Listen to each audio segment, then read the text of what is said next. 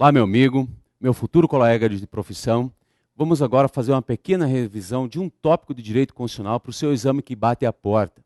Óbvio, a gente não pode tratar de todos os assuntos, mas como eu lhe disse na última oportunidade que nos encontramos aqui, nós iríamos abordar os tópicos principais para o exame de ordem. Direitos fundamentais cai sempre, ok? Então nós abordamos isso lá no primeiro momento.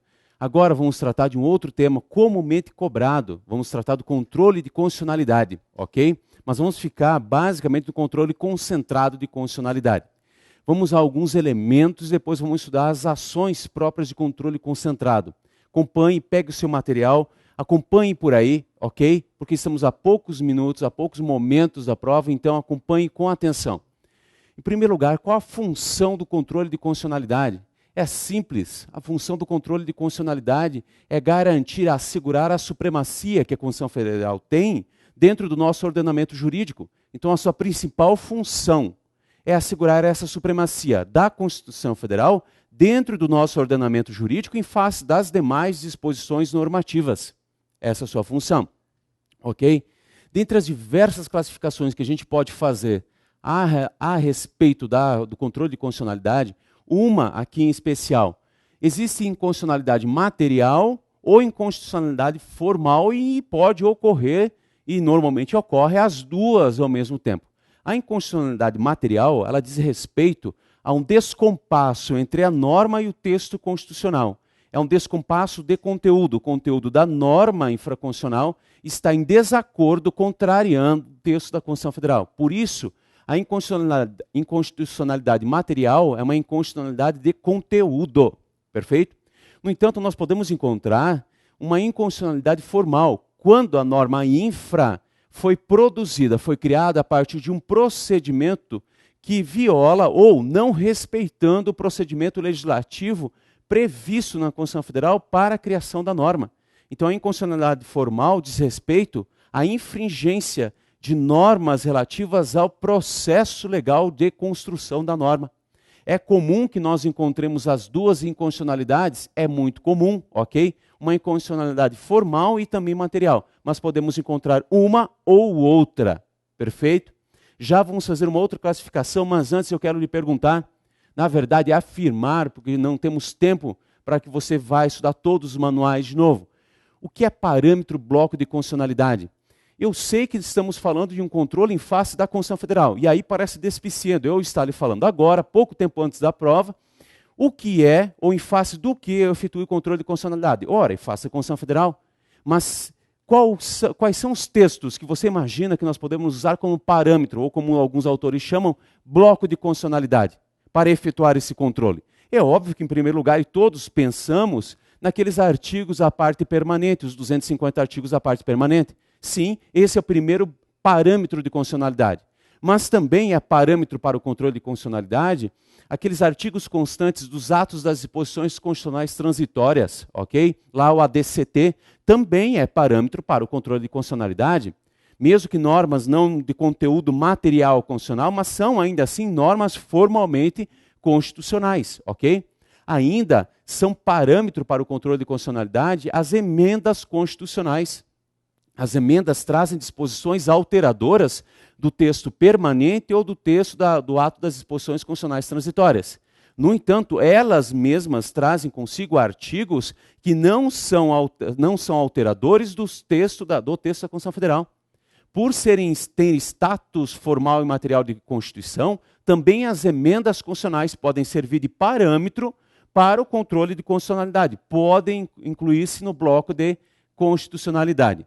Ainda, aquelas disposições, aqueles tratados e convenções de direitos humanos aprovados nos termos do parágrafo 3º do artigo 5º da Constituição Federal, os tratados de direitos humanos aprovados naquele rito especial ali previsto, entram no direito interno com o mesmo status normativo de emenda à Constituição. Então, eles também podem ser parâmetro para o controle de constitucionalidade? É claro que podem. Também podem integrar o chamado bloco de constitucionalidade. Então, vamos lá. São parâmetro para o controle de constitucionalidade os artigos da parte permanente, os artigos das disposições constitucionais transitórias, as emendas constitucionais e os tratados ou convenções de direitos humanos aprovados segundo o rito do parágrafo 3º do artigo 5º da Constituição Federal. Ok? Agora, O que é objeto de controle? Toda norma que contraria a Constituição Federal. É óbvio que não. Se você não aprendeu, não teve a oportunidade de aprender isso na graduação, não são todas as normas que são contrárias ao disposto na Constituição Federal que serão objeto, que poderão ser controladas por essa via concentrada, ok? Então, o objeto de controle de constitucionalidade são só aquelas normas que aurem o seu fundamento de validade da própria Constituição Federal. Ou seja, elas estão previstas lá e é a Constituição que as prevê e as dá fundamento de validade. Então, só as normas cujo fundamento de validade seja diretamente a Constituição Federal é que podem ser objeto de controle de constitucionalidade, em especial controle concentrado de constitucionalidade, ok? Então, por exemplo, aquelas normas primárias do artigo 59, só elas podem criar direitos e impor obrigações, as próprias emendas constitucionais, as leis complementares, as leis ordinárias, as leis delegadas, as medidas provisórias, os decretos legislativos do Congresso Nacional, as resoluções da Câmara, do Senado e também do Congresso Nacional, são normas primárias, aurem o seu fundamento de validade direto da Constituição Federal, podem ser objeto de controle de constitucionalidade, sim senhor. Ainda os regimentos internos dos tribunais superiores, conforme está lá disposto no artigo 96, inciso 1, aurem o seu fundamento direto da Constituição Federal, os regimentos das casas legislativas e ainda aqueles decretos que aprovam tratados e convenções internacionais que integram o direito brasileiro. Então, todos esses dispositivos, esses atos normativos, podem ser objeto de controle de constitucionalidade. Todos eles aurem o seu fundamento diretamente da Constituição Federal. Ok? E aqui uma observação. Qualquer descompasso entre um ato normativo secundário e uma lei não é uma questão de constitucionalidade. Um confronto entre um decreto, uma portaria, uma instrução normativa em face de uma lei delegada, lei ordinária, não é um confronto de constitucionalidade, por mais que indiretamente nós tenhamos uma questão constitucional, ok? Ali o que nós temos é um confronto de legalidade. Ali nós temos uma ilegalidade, quando esses atos secundários confrontam os atos primários e não conflito de constitucionalidade, não temos ali uma inconstitucionalidade. Presta atenção nisso, ok? Ainda uma outra classificação. O controle de constitucionalidade pode ser difuso ou pode ser concentrado. O controle de constitucionalidade difuso é aquele realizado por todos os órgãos do Poder Judiciário, sempre de forma incidental, dentro de um processo onde a questão da constitucionalidade é meramente incidental, não é a principal. Então, todo juiz de direito tem a possibilidade de forma incidental, não principal, analisar a constitucionalidade de um ato, ok? Como preliminar, se assim podemos colocar, para o julgamento do mérito da demanda. Então, ali, nesses casos concretos, nesse controle difuso que nós temos, é um controle de constitucionalidade só incidental, necessária a resolução da questão de mérito de fundo, ok? Agora, o controle concentrado é realizado no âmbito da Constituição Federal pelo Supremo Tribunal Federal apenas, e não por todo e qualquer órgão jurisdicional, não por todo e qualquer órgão no Poder Judiciário, só o Supremo Tribunal Federal. Nesse controle de constitucionalidade, nós teremos uma ação cujo objeto principal é justamente a constitucionalidade da norma, da lei ou do ato normativo, ok? Ali nós não temos a discussão de um direito subjetivo subjacente. É um controle abstrato da constitucionalidade. Ou seja, nessas ações, o objeto principal é justamente a constitucionalidade ou inconstitucionalidade da norma. Não há um direito subjetivo que a gente vá resolver. Por isso é um controle abstrato. Nós só vamos resolver a questão e decidir sobre a constitucionalidade ou não da norma. Apenas isso. E é sobre o controle de constitucionalidade que a gente vai falar um pouco agora. Controle de constitucionalidade concentrado, feito na via repressiva pelo Supremo Tribunal Federal. Então, controle repressivo, porque feito posteriormente, efetuado pelo Judiciário, mas de forma concentrada. Então, vamos falar basicamente das ações de controle de constitucionalidade junto do Supremo Tribunal Federal. Perfeito? A primeira, ação direta de inconstitucionalidade, a ADI, ela tem como objetivo declarar a inconstitucionalidade de uma lei ou ato normativo federal e também nacional, estadual ou distrital, mas aqui preste atenção. Para um ato normativo distrital poder ser objeto do controle de constitucionalidade concentrado, só quando do exercício da competência do Estado, dos Estados, pelo Distrito Federal. Ok? Como sabemos, o Distrito Federal exerce competência híbrida dos Estados e dos municípios. Então, quando do exercício da competência dos Estados, é que um ato distrital poderá ser objeto do controle concentrado por meio dessa ação. Perfeito? Então, objeto, lei ou ato normativo federal, nacional também, estadual ou distrital. Perfeito? Quem são os legitimados para propor a demanda? Nos termos da Constituição Federal, os legitimados são 10. Eu sei que é difícil, mas você vai ter que encontrar uma forma de fazer a associação mnemônica desses legitimados para poder lembrar na hora da prova, não tem saída.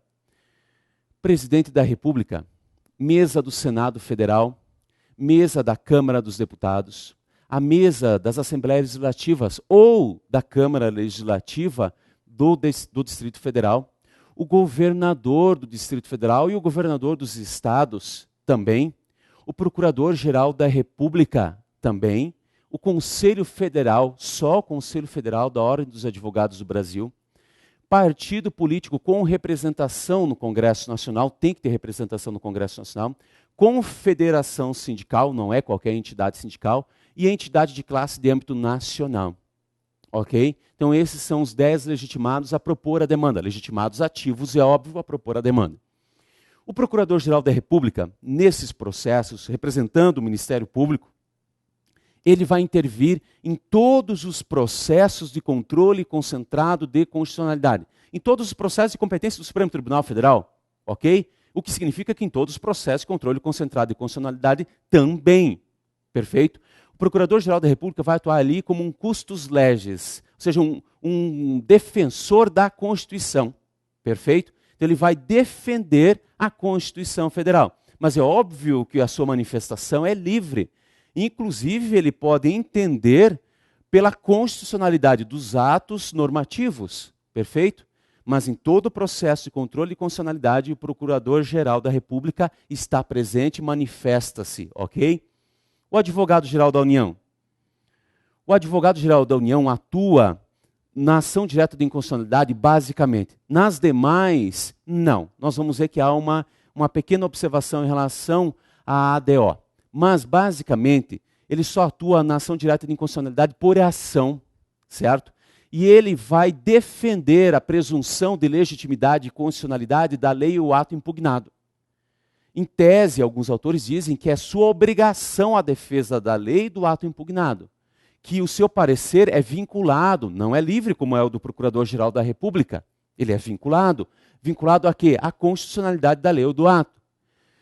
A parte dessas discussões que duvido sejam cobradas no exame, o Advogado-Geral da União vai atuar ali como um defensor dessa presunção de constitucionalidade. Ok? Essa é a sua função precípua e ele atua basicamente nessa ação concentrada. Não atuará nas outras, mas nós vamos observar isso. A decisão. A decisão tomada pelo Supremo Tribunal Federal deve ser tomada a partir da presença de um quórum mínimo. Devem estar presentes na sessão pelo menos 8 ministros, 2/3. Então, presentes 2/3 dos ministros do Supremo, 8 ministros, aí sim a decisão será tomada, deverá ser tomada por maioria absoluta, por até o voto favorável de 6 ministros. Então, preste atenção, a decisão é tomada a partir da verificação de um quórum mínimo, 2/3. Estando presente esse quórum, a sessão é instalada, o julgamento começa, e a decisão é dada pelo voto favorável de pelo menos 6 ministros, a maioria absoluta. Ok? A decisão tomada na ação direta de inconstitucionalidade tem efeitos contra todos, eficácia erga omnes. Então, a sua extensão subjetiva atinge todas as pessoas, erga omnes, todas as pessoas. Ok? E vincula, por isso tem efeito vinculante, todos os órgãos do Poder Judiciário e toda a administração pública em todos os níveis. Então é uma decisão que tem efeitos, eficácia para todos, o aspecto subjetivo atinge a todas as pessoas e ainda vincula o Poder Judiciário e a administração pública em todos os níveis, ok? Agora, vista a ação direta de inconstitucionalidade, rapidamente, Ação direta de inconstitucionalidade por omissão. A ação direta de inconstitucionalidade por omissão não tem como objeto uma lei ou um ato normativo que é inconstitucional. Tem como objeto o quê? Justamente a omissão de um ato, a omissão de uma lei necessária para tornar efetiva uma disposição constitucional. Então ela é proposta em face de uma omissão do legislador ou do administrador em assumir, em adotar um ato que seria necessário para garantir a eficácia de disposições constitucionais. Então, é uma demanda, é uma forma de controle concentrado de constitucionalidade que tem como objetivo garantir efeitos, que se produzam efeitos certas normas constitucionais que nós conhecemos como normas constitucionais de eficácia social limitada, ok? Que precisam de regulamentação infraconstitucional posterior para produzirem efeitos. A ausência demorada, injustificada na regulamentação desse dispositivo constitucional pode dar asa à proposição da ADO, dessa ação direta de inconstitucionalidade por omissão, quando essa omissão não permite, ou a partir dela não se permite, que se produzam efeitos de disposições constitucionais, ok? Quem são os legitimados a propor essa demanda? Os mesmos legitimados, os 10 legitimados mencionados para a ação direta de inconstitucionalidade por ação, ok? Os mesmos, o presidente da República, as mesas da Câmara, as mesas do Senado, enfim, os 10 legitimados. E isso você pode ter como um parâmetro para o seu estudo. Faça esse liame, os legitimados são os mesmos para todas as demandas, pelo menos estas aqui que estudaremos, ok?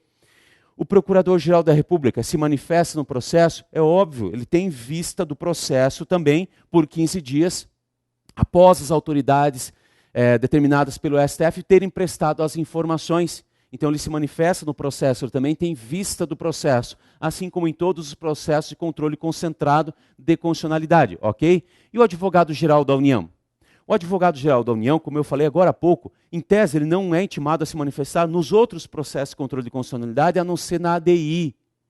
Mas o artigo 12e, lá da Lei 9868 de 1999, diz que o ministro relator, certo, poderá exigir, pedir, intimar o Advogado-Geral da União a que se manifeste no processo em até 15 dias. Como regra, ele não tem que se manifestar em outros processos de controle de constitucionalidade, concentrado, a não ser na ADI, conforme dispõe a Constituição Federal. No entanto, a lei determina que aqui o relator do processo no STF pode intimar o Advogado-Geral da União para que ele se manifeste no prazo de até 15 dias. Mas, como regra, ele não é obrigado pela Constituição Federal. Perfeito? A decisão tomada nesse processo é uma sentença de cunho mandamental.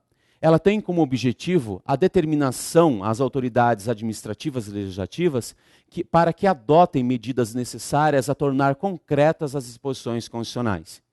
No que diz respeito às autoridades administrativas, elas terão um prazo de até 30 dias para adotar essas medidas necessárias à concretização dessas disposições constitucionais, cuja ausência de regulamentação justamente prejudica o exercício do direito.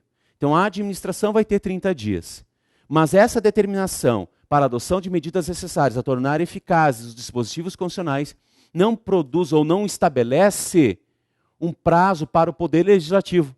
O Poder Judiciário não poderia intervir na função típica do Poder Legislativo, que é legislar, obrigando-o a legislar. Então, esse prazo de 30 dias para a adoção das medidas necessárias, quando do julgamento procedente da ADO, é só para a administração. O Poder Legislativo vai ser comunicado da decisão, deve adotar as medidas necessárias para suprir a omissão. A decisão pode até ter um prazo, mas o Poder Legislativo não sofre nenhuma interferência nisso. Ele vai ter autonomia para legislar ou não, ok? Então, o prazo que a lei estabelece é apenas para a administração, o administrador, esses 30 dias. Como eu disse, é uma ação de cunho mandamental. Ela não visa concretizar direito da parte que pediu, que propôs a demanda. Ok, nós temos um controle que é um controle objetivo, que é um controle abstrato do direito. Não temos nenhum direito subjetivo, concreto a ser discutido. Então aqui a ação não tem as mesmas funções que tem o mandado de junção, que a partir de 2007, a partir da adoção pelo Supremo da teoria concretista geral e individual direta, passou a dar o direito à parte que propõe um mandado de junção. Então, diferentemente do mandado de junção, a ação direta em inconstitucionalidade por omissão não realiza o direito da parte, porque não existem partes nesse sentido, ok?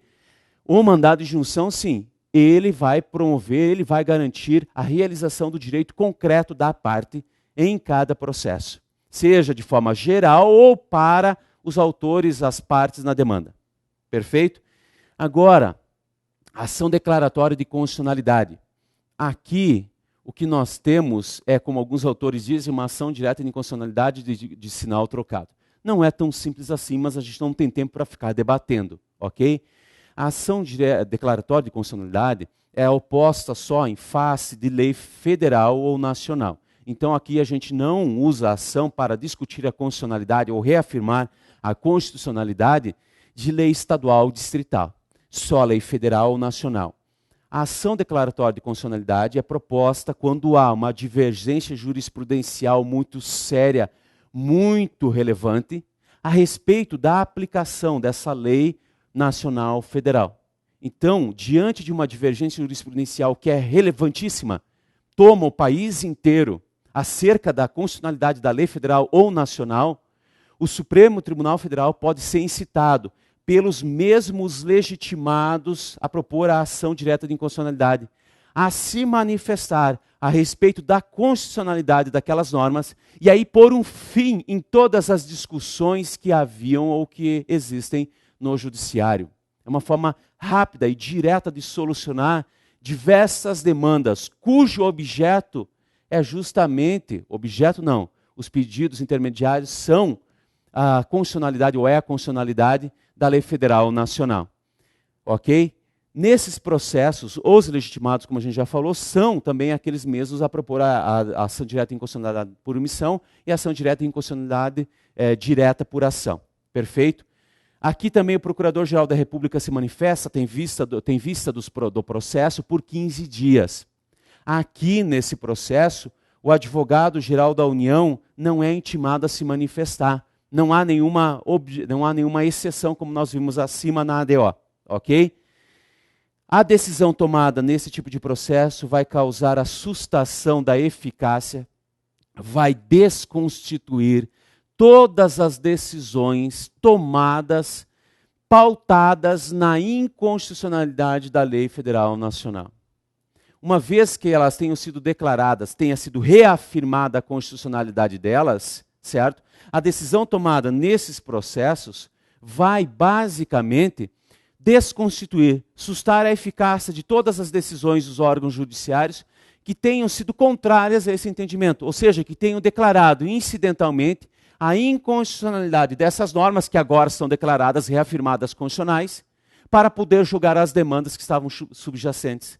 Então essa decisão tomada aqui susta a eficácia, desconstitui todas as decisões tomadas nos processos pelos demais órgãos do Poder Judiciário, ok? E mais uma vez, tendo em vista a amplitude, é uma decisão com eficácia erga omnes para todas as pessoas e com efeito vinculante, ok? Vincula o Poder Judiciário e todos os órgãos da administração pública em todos os níveis. Por fim, a arguição de descumprimento de preceito fundamental, a ADPF. A ADPF tem como objeto um ato do poder público que viole um preceito fundamental. Um preceito fundamental, ok? Então, um ato que viole preceito fundamental. Assim, em primeiro lugar, o que você tem que concluir? Que o parâmetro de constitucionalidade, que o bloco de constitucionalidade, não são mais todas as normas constitucionais. Não, só os preceitos fundamentais. Então, só diante de um ato violador a um preceito fundamental é que eu proponho a ADPF, a arguição. Não em relação a todo o bloco de constitucionalidade, todo o texto constitucional. No entanto, aqui surge um problema. O que é, então, preceito fundamental para fins de propositura da demanda, para fins de servir como parâmetro? Não há previsão na Constituição Federal, não há previsão na lei sobre o que seja preceito fundamental para fins dessa arguição. Aí o Supremo Tribunal Federal, visando comatar essa lacuna, diz, segundo o seu entendimento, que consideram-se preceitos fundamentais para fins de propositura da ADPF, ok? Em primeiro lugar, aquelas normas que constituem cláusulas pétreas, lá no artigo 60, parágrafo 4º, ok? A forma federativa de Estado, o voto direto e secreto, a divisão dos poderes, a separação dos poderes e os direitos e garantias individuais. Ainda, os fundamentos da República, ok? Todos aqueles constantes do artigo 1º, então é a soberania, a cidadania, a dignidade da pessoa humana, os valores sociais do trabalho, da livre iniciativa e o pluralismo político. Ainda, todas aquelas disposições que constituem direitos e garantias fundamentais, todas elas, direitos e garantias fundamentais, não só individuais agora. E todos aqueles princípios chamados de princípios constitucionais sensíveis, que dão asa à intervenção federal da União nos Estados e no Distrito Federal, lá no artigo 34, inciso 7 da Constituição Federal. Perfeito? Então, isso é preceito fundamental segundo o Supremo Tribunal Federal. Quem são os legitimados a propor ação? Os mesmos legitimados a propor a ADI, a ADO e a ADC. Os mesmos. O Procurador-Geral da República também vai se manifestar nesse processo, vai ter vistas do processo por um prazo agora de 5 dias apenas. O Advogado-Geral da União não é intimado a se manifestar, ok? Assim nessa como nas outras ações de controle concentrado, à exceção da ação direta de inconstitucionalidade. E por que a gente diz que é uma ação subsidiária? Porque ela só vai ser proposta quando não houver outro mecanismo, outra ação competente para sanar a inconstitucionalidade. Então ela só é proposta de forma subsidiária às demais ações de controle concentrado, não servindo para controlar, para efetivamente exercer o controle de constitucionalidade quando cabem outras ações, como a ação direta de inconstitucionalidade, por exemplo. Por isso, uma ação subsidiária só cabe quando as outras não couberem. E, por fim, a decisão tomada no processo, nessa arguição, ela visa estabelecer condições, parâmetros, modos de interpretação e aplicação do preceito fundamental, comunicando tais parâmetros aos órgãos da administração, os órgãos encarregados da edição do ato. Ok? Então ela fixa essas condições, modos de interpretação e aplicação do preceito fundamental, comunicando aos responsáveis pelo ato de como devem proceder. Eu sei, meu amigo, que foi tudo corrido. Eu sei que não é fácil aprender tudo no momento, mas isso é uma revisão em tese daquilo que você já aprendeu na graduação. Não consegui me sair bem nesse exame, não te preocupe. Faça o curso conosco, estude um pouco mais, não desista. Só não consegue aquele que desiste, ok? Muito boa sorte no seu próximo exame. Espero que seja o último. Se não for, venha estudar conosco. Você vai ver que não é o fim da picada, você vai conseguir, porque aqui você tem uma estrutura necessária a efetivamente ter sucesso no exame de ordem, ok? Muito boa sorte.